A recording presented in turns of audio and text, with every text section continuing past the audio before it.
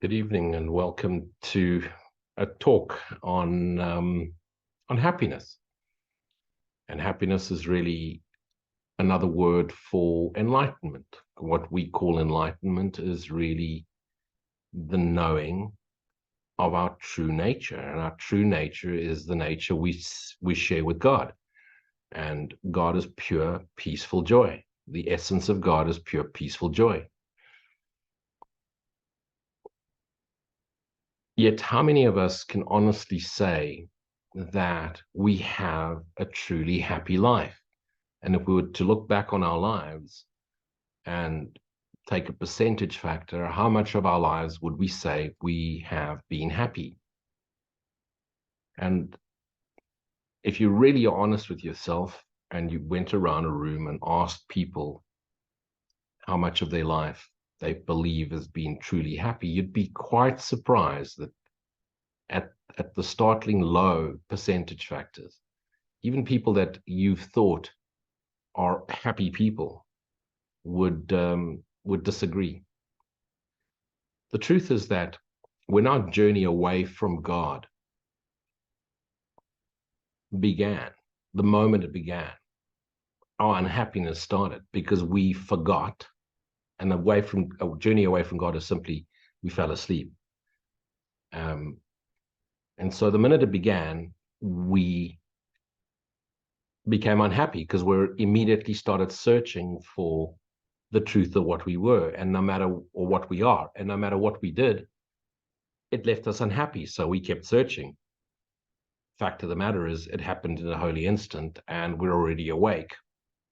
Yet we're recalling the dream because we haven't forgiven the contents of our experience. We believe that the contents of our experience are serious, where we imagined a vengeful God. We imagined we must have destroyed this God.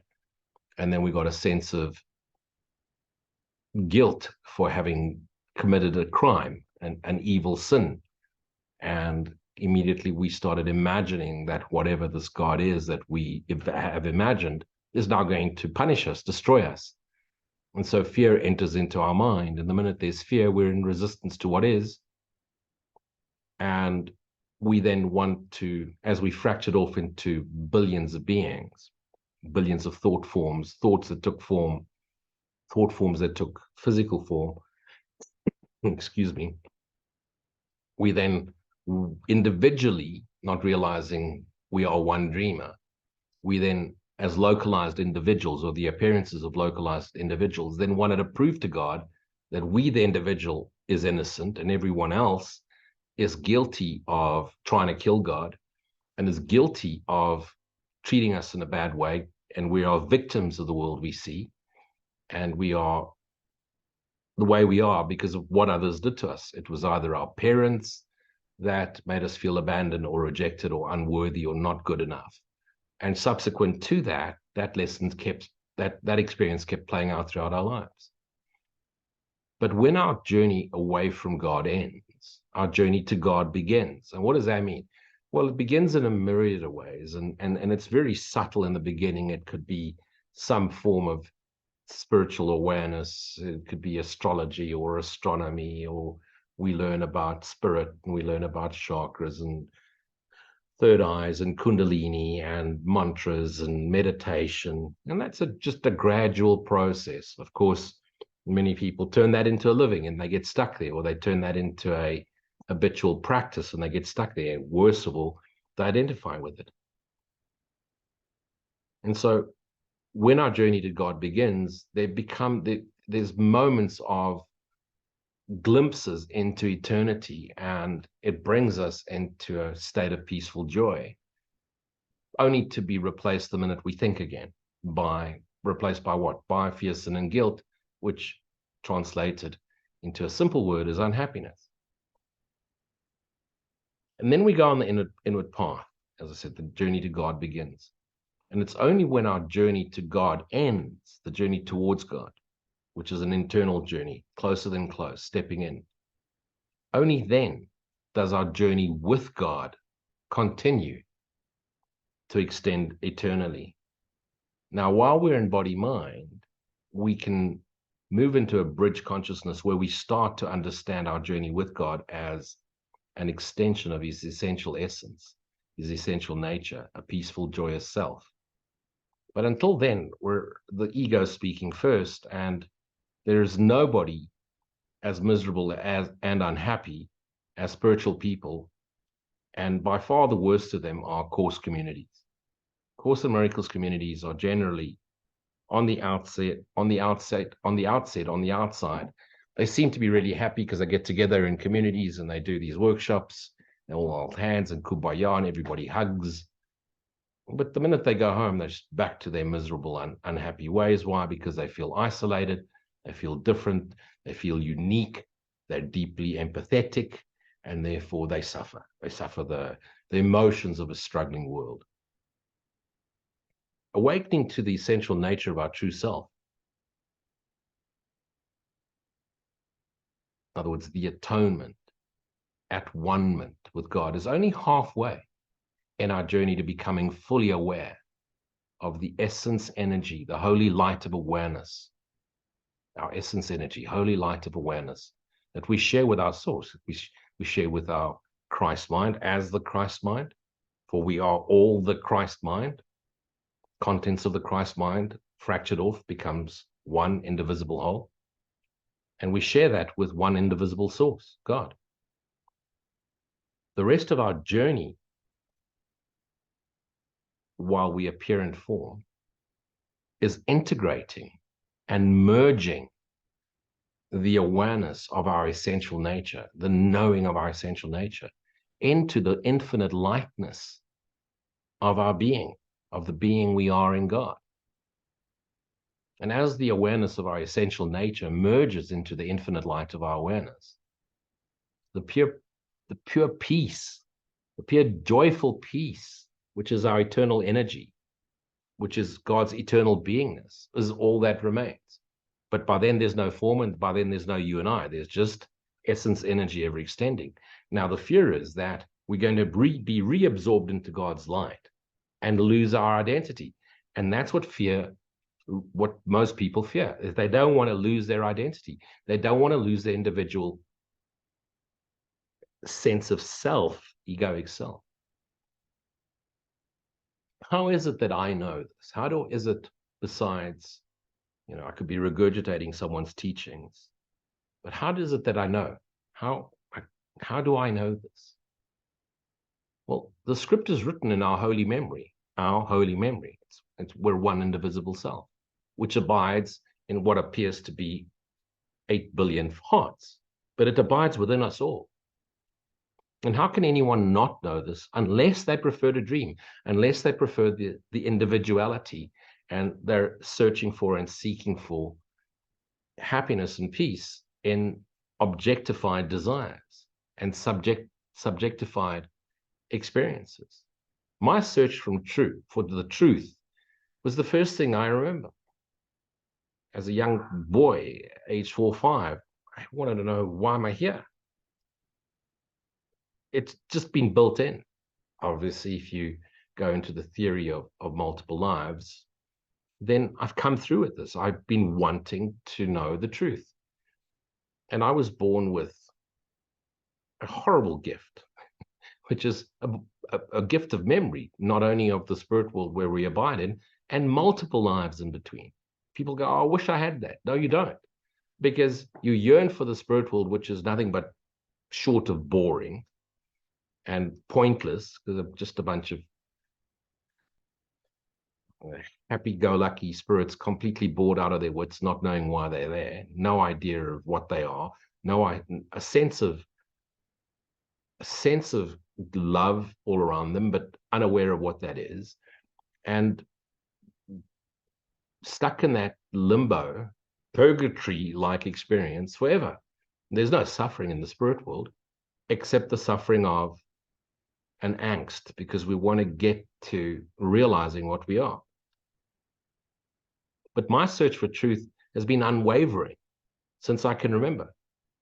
Furthermore, my desire to share my understanding of whatever it is that I wanted to understand is just as intense as my desire for total clarity and complete conviction So you could tell me something, or I could read a book, no matter how famous the author was, and I look at it skeptically. And unless I've applied it and it can be lived through my own personal experience, it's no point. And I've struggled with that ever since I was a kid at school, reading Arthur or Francis Bacon's work,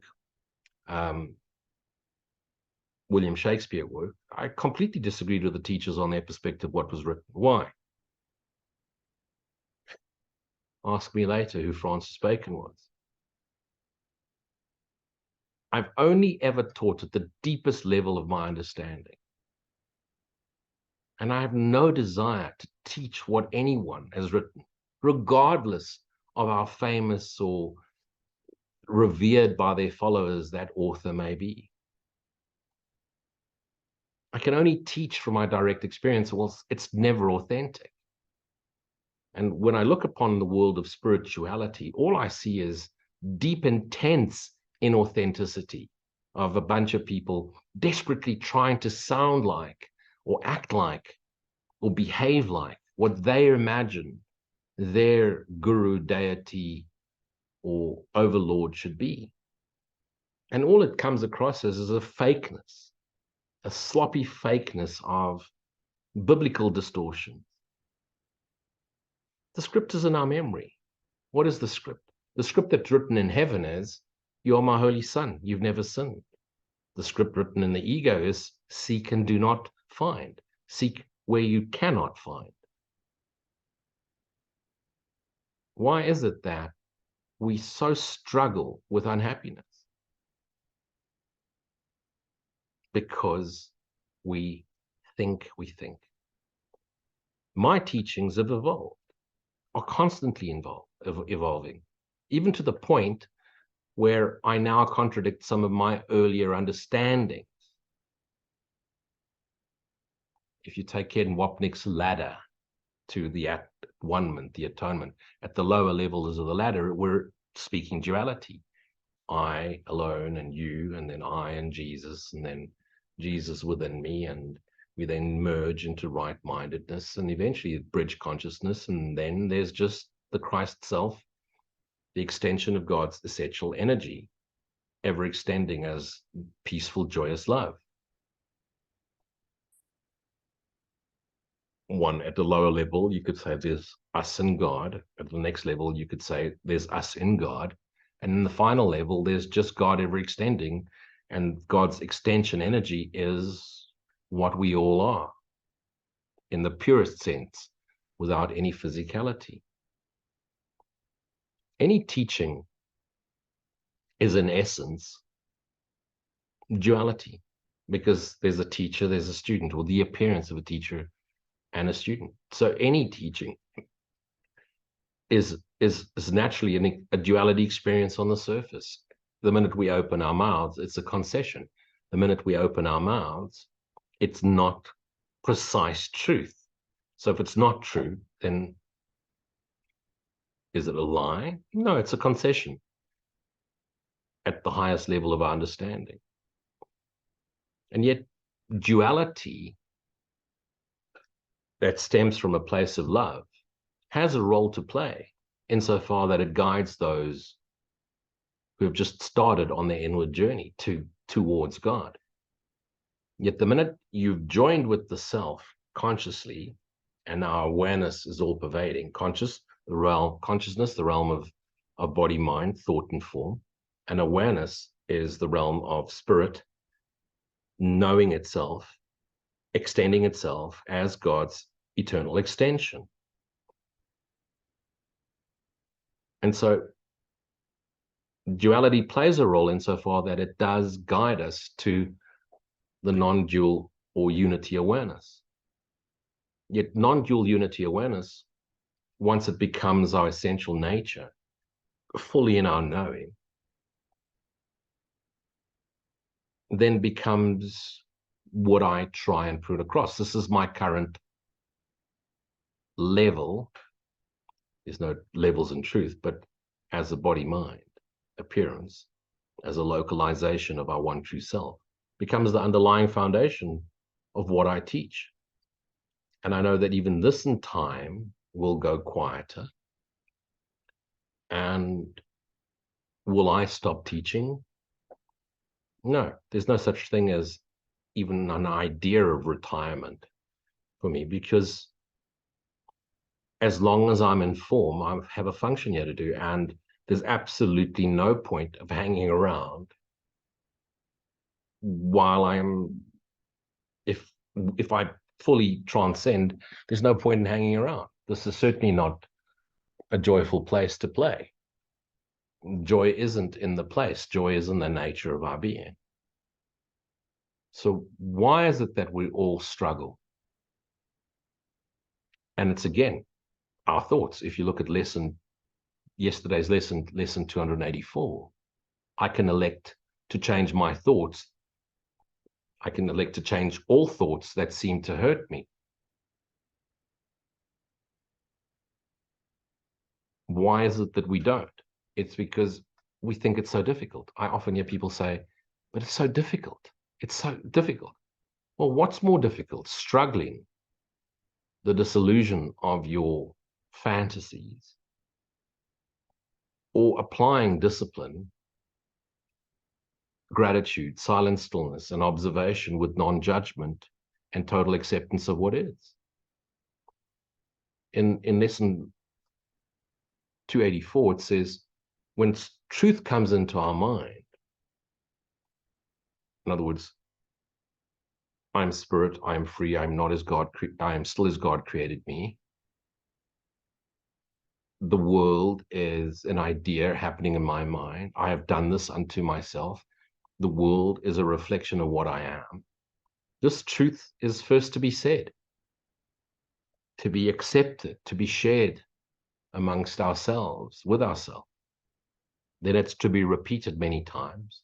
Next, to be accepted as possibly partly true. Obviously, many reservations as we question. But when we put it to practice, when we go directly into the experience thereof, then it starts to become considered more and more seriously. Now, people want to go and meditate, and meditation becomes an egoic escapism.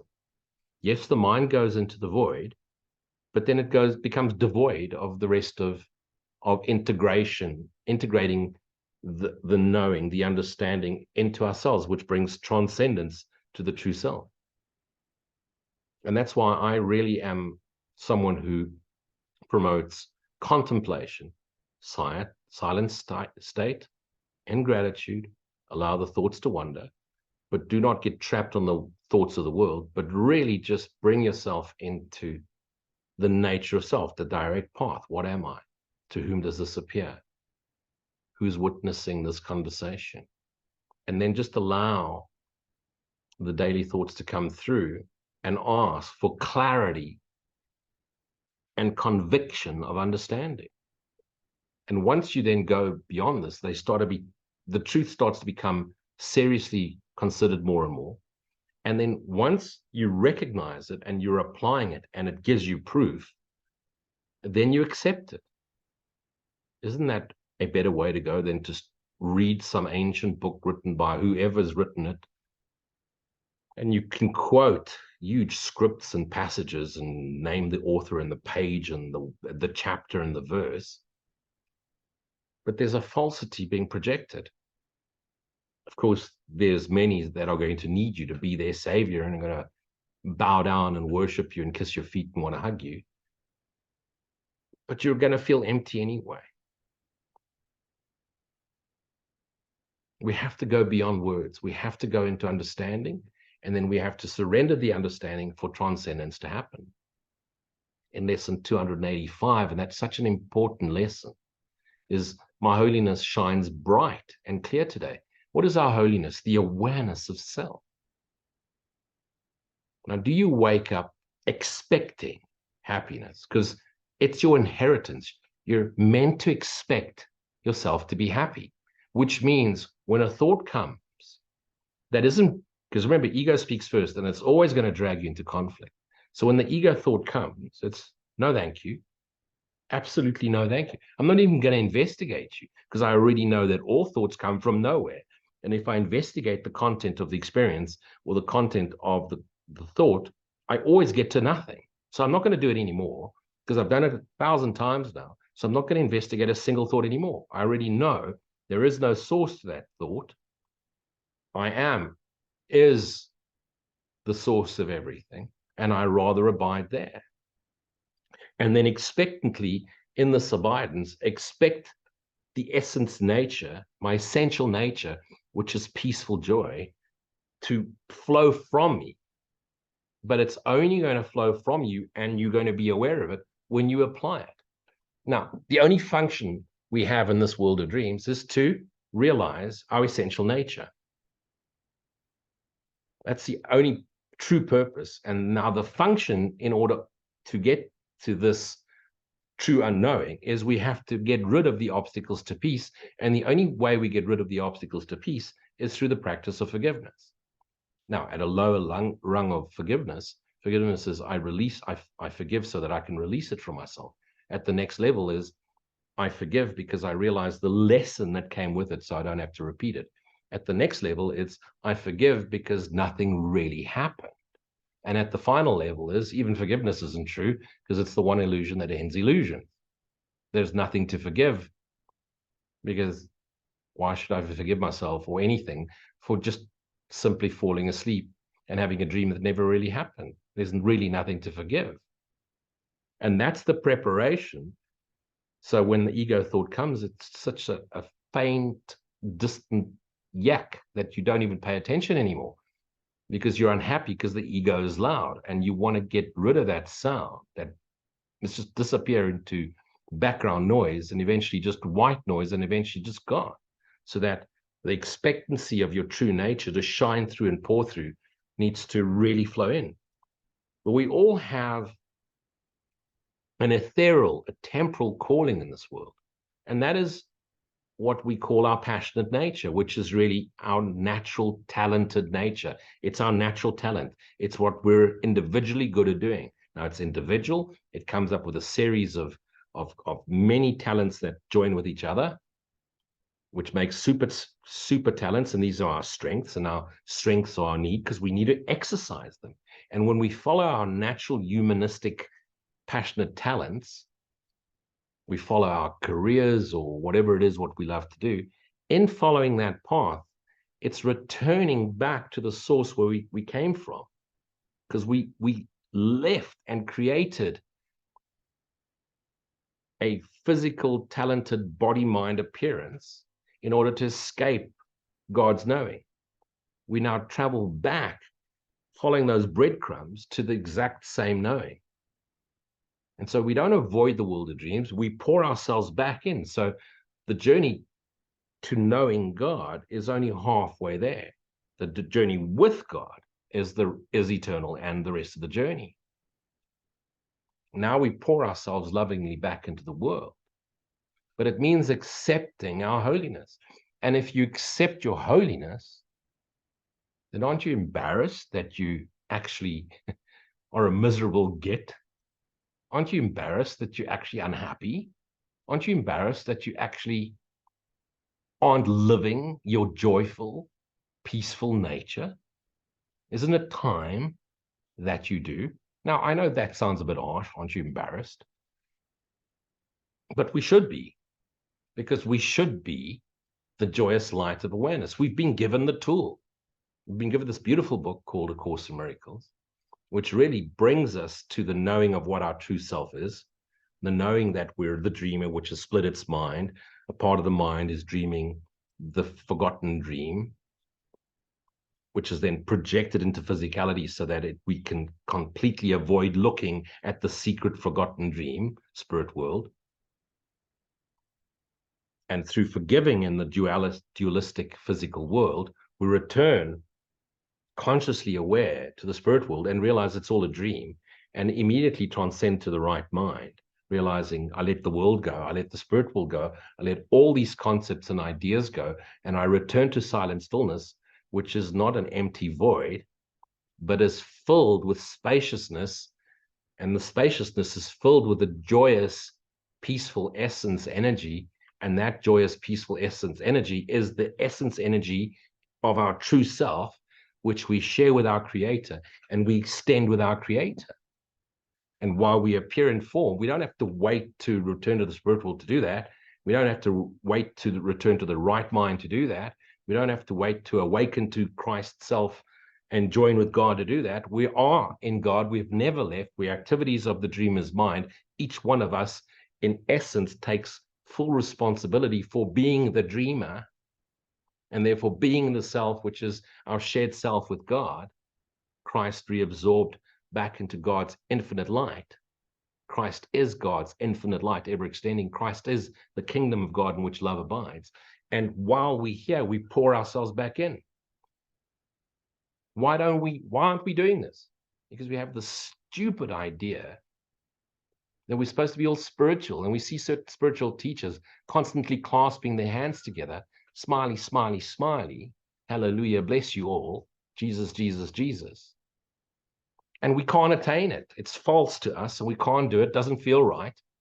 You weren't born that way. You were born with whatever talents you have, whatever desires you have. And in pursuing your desires and using your talents, your remembrance is in that path, whether it be to be a full-time mother, a full-time father, or an executive, a policeman, or whatever. And then we get so trapped up in the activities of the world that we immediately dive into it. There's a little war up north, and next thing we're all in it, taking a side. Who's right, who's wrong? If you're focusing on the war in the world, it's because there's a war in your mind, and the war in your mind then gets attracted to the war in the world. Pay no attention to anything going on in the world unless it's directly in front of you. And when it's in front of you, act. And I'm not saying you don't do anything. You act from a place of love, not in resistance to what is, but to bring the joyous light of awareness to everything. Some are called to fix the planet. Some are called to help heal the animals. Some are called to help children. Some are called to help abused whatever. Some are called to help the refugees. Some are called to help broken families. Some are called to teach. Some are called to lead. Some are called to lead and talk and share. Don't try and be anyone else. You will fail. And don't assume that's how X, Y, and Z was. You have no idea how Ramana was, or Jesus was, or whoever was. You have no idea. You only see on the outside.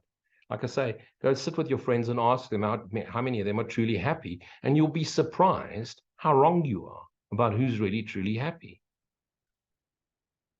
In lesson 285, my holiness is part of me. Let me rejoice in it through forgiveness, by forgiving the fact that I think I was dreaming. I took my dream seriously. I now realize I'm not. My holiness, my awareness, the essence energy of what I am, shines in me brightly and clearly today. Let me expect it. And if I expect it, I'm going to pour it joyously into the world. Why are we so afraid to be ourselves knowingly? Because we think we're going to fail in the eyes of others who are not spiritual enough.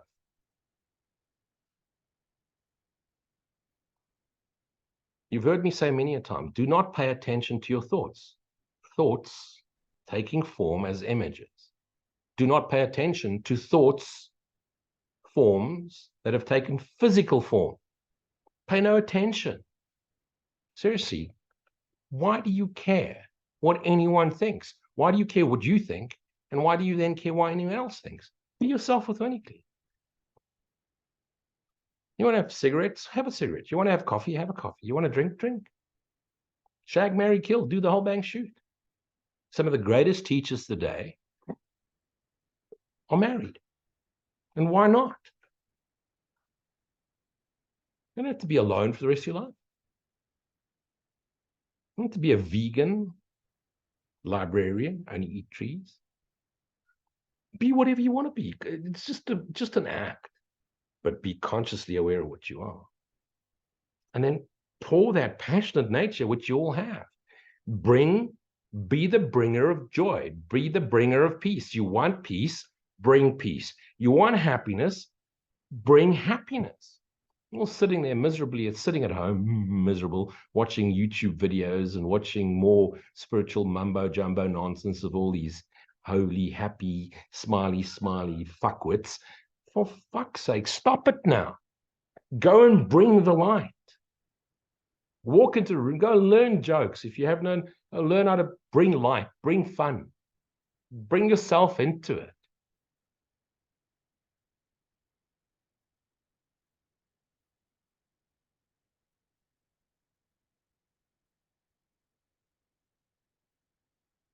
If you want to be happy, expect to be happy, and then pour yourself happily into the world, and the world responds. Because what you give is what you receive. And what you are is what you have, and what you have is what you offer, and what you offer is returned. You know this. You sit at home watching YouTube videos and reading books and go to spiritual retreats. And what you do is mix with a bunch of really miserably unhappy people calling themselves spiritual, going on retreats to make themselves happy. Avoid the spiritual world completely, especially A Course in Miracles. They're all fucking loony, the whole lot of them. They love Jesus. They have no fucking idea what Jesus is. It's a symbol. They have no cooking clue to what it is. None whatsoever. That's why they all wear sandals. If you notice, they're all barefooted when they go to retreats. Why? The fuck's wrong with you? It's not spiritual to not wear shoes. If you're going to take your shoes off, then take your entire kit off. What, it's okay to have barefoot, but you can't show your wiener? What's wrong with you? It's just all made up bullshit. Oh, Luji, you just said fuck. Fuck, I did. And I'll keep saying it. Because it's just a fucking word. It's not true. But you've made it non-spiritual. So you've made something else spiritual. And that's why you're trapped in unhappiness. Go into the world. Pour yourself into it. Hey, just have some fun. Oh, you mustn't do this. You mustn't do that.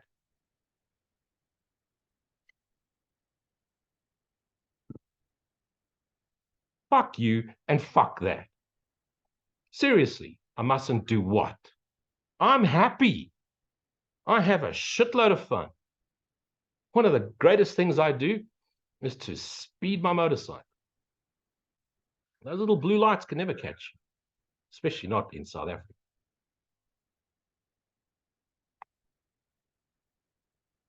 And it's fun. What's going to happen when they arrest you? Just laugh. Before you know it, you've got them laughing, they let you go. Because criminals are serious people, but when you're just pulling the piss, it's all okay.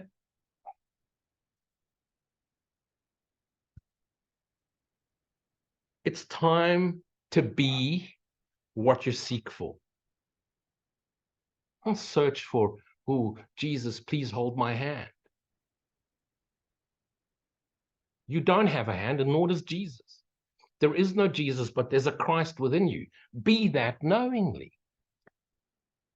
What else do you want to know, Holy Son of God? You fell asleep. You dreamt up this fucking mess. And now you're miserable because it didn't turn out the way you wanted it. Can you just admit to yourself, I fucked up? Start there. I fucked up. Then I projected into spirit form. And even as spirit form, I fucked up. And the spirit form, there were other spirit forms. Apparently, they fucked up before and I did. They're now more evolved. They have wings. They play violins and harmonicas and the harp and all such a shit. And it's boring music. And I got so fed up with it, I projected onto Earth. And the minute I projected into Earth, I forgot what I was. I designed it that way.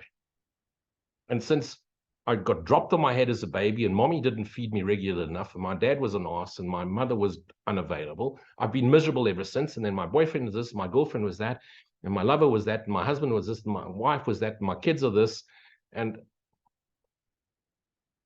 the fuck? Seriously, what the fuck? Take up cigarettes.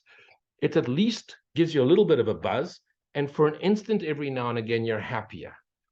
Oh no, smoking's bad for you. Why? Because you're going to die of lung cancer. You're all going to fucking die.